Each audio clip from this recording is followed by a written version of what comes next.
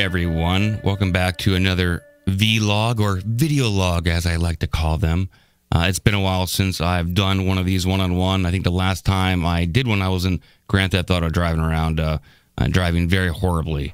So I'm back one-on-one with you. Try to talk to you a little bit and give you a little update. Since that time, I have recorded quite a few videos and put them up online. I hope you've enjoyed some, if not all. Please give them a like if you do. I did one more recently called TeamSpeak Live, which is a little game or talk show through Twitch that I set up. So I stream live to Twitch, and people who are watching can call in to this broadcast and talk to people in the game, and people in the game can talk to the people on the phone. It worked out, and I'm sure the people in game were probably like, what the hell is going on? How can someone use their phone to call into a game? And how's that even possible? I think it confused one or two of the players in the game, and probably annoyed some people in game too, but it worked. And I probably needed to edit some of that down so it didn't drag on so long. But listen, we're not a big channel, and I have far fewer Twitch viewers than I do subscribers here on YouTube. So if someone calls up, I'm going to keep them on the phone as long as possible. Quite frankly, that's what you do. We had really nothing else going on. It was kind of a beta run for what's to come. Hopefully, we'll continue to get more viewers, continue to get more callers, and it might be a little bit more engaging and fun, and do a lot more quick calls, topics, and opinions going. So I'm looking forward to doing more TeamSpeak Live, and trying to set up a definite kind of date, like every Saturday night at 10 o'clock, or every Friday night. It's tough. Since I don't do gaming for a living, or I really have to kind of schedule around my work and personal life, walking my dog. So it's really whenever I can make time to do it and get into it and have fun. But it worked out. If you liked it, if you want to participate, I will let you know when that's going to happen. I'll try to put up a YouTube video to kind of make an announcement. Hey, I'm going live on Twitch TV tomorrow night. Please view and call in and have a good time and participate. Time for a transition.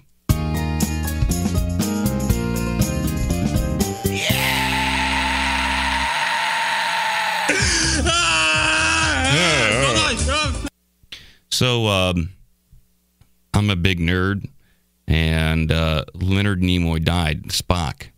And yeah, it was a big deal. It was all over the news. I don't know if you heard about this. You hear about this? You know who Spock is? Yeah. When I was growing up, Star Trek, the original series, was in syndication, and my dad used to watch it all the time. I wasn't a big fan. He used to keep asking me, hey, Mike, you'll like it, and I never did, because all the episodes that he said, hey, come join me and watch this with me, I'd walk in, and it looked so fake and stupid and super fake. And I was like, Dad, this looks stupid. Why are you watching this? It looked awful. I couldn't get behind it. It wasn't real enough for me, damn it. And then Star Trek The Next Generation came out. And I was like, now this is something I can get behind. This looks real. Captain Picard looks like a competent captain. He has his command staff in order. They all follow orders. There's a clear-cut chain of command. Captain Kirk barely looked like he could keep his ship running. You had Scotty the drunk down there, barely got it to warp 10.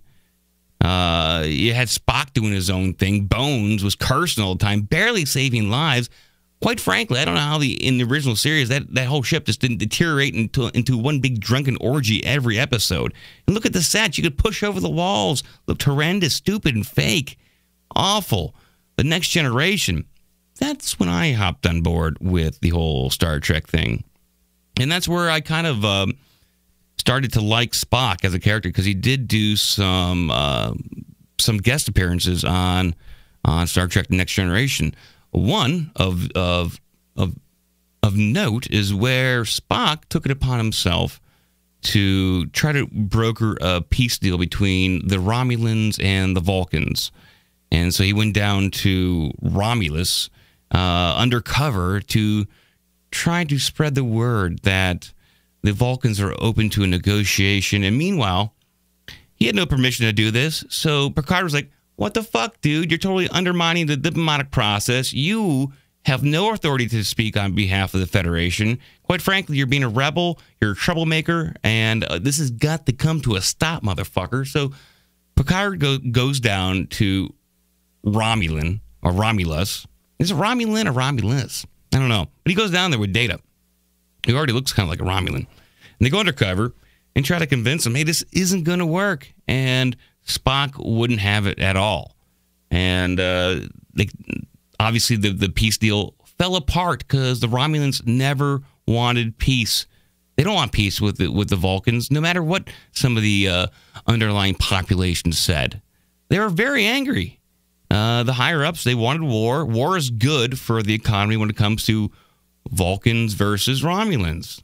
It's great. It's how those two cultures have existed. If you don't know how the Romulans got started, they were once Vulcans, and I think they were exiled or they fled from Vulcan years and years ago, way back, I think in the 70s or something like that.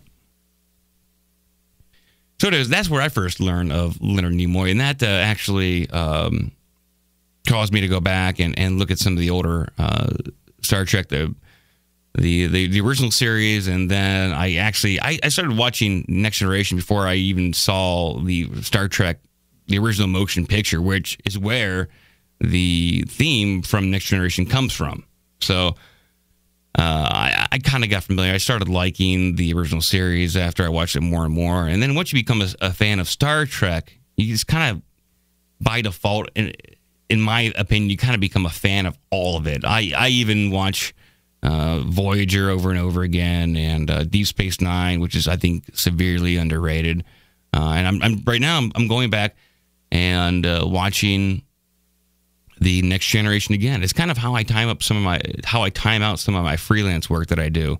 I'll put on a 40-minute episode of Star Trek: The Next Generation, and I watch The Inner Light for the 12th time. That's where Picard finds his flute.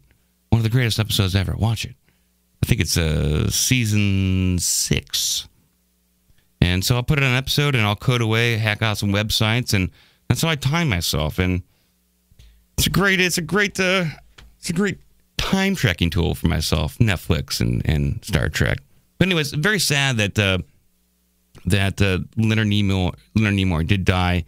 One of the best things that I did hear him do was when he was on stage as Spock debating Q, if you are familiar with Q. So it was like an hour-long conversation between, I forget the actor's name who played Q, but it's Q and Mr. Spock going back and forth with very elegant wordplay and dialogue. They're reading off the script, but it was very well written, and you can look that up on YouTube. Just type in Spock versus Q. And if you're a nerdy Star Trek fan and you like it all and all that stuff, you like Spock and Q and everybody else, you'll get a big kick out of that. As always, I was hungover, I believe, on Sunday, and I rolled over and I was like, my God, my head hurts so bad. I got to listen to Spock versus Q, because there's nothing more soothing to a hangover headache than listening to two science fiction icons go back and forth for an hour and a half. I think I'm being sarcastic there. I don't know if I am, but it seemed to cure my hangover. All right. Enough droning on. Please subscribe to the channel. Please like the videos. And I'm only at like 100 subscribers right now. I'm trying to march my way to the top of this motherfucking YouTube thing. I'm trying hard. See this? I got way background back here. I took down old Mel. I took down Jamie Farr, and I took down some other pictures. I just have like a white background back here, so it's like a professional studio. Even though there's no illusion, it's not a professional studio. It's just my bedroom with a bunch of monitors and a shit ton of equipment. But I'm still trying to march my way to the top, and I've been taking notes from YouTube on what you should and shouldn't do. And people say you shouldn't smoke. because it's a bad influence and it makes you look unprofessional, but I'm smoking my e-cigarette, so fuck that. That's out the window. And they also said you shouldn't drink, too. I think this goes for Twitch streaming as well, but god damn it, I like to drink alcohol. It's fun, but I know I shouldn't drink that much. I'm not going to get that wasted, but it's tough not to be on camera and drink. I always want a little drinky. Takes the edge off. All right, I'm getting out of here. Thank you for watching, and I'll talk to you guys a little later. Bye-bye.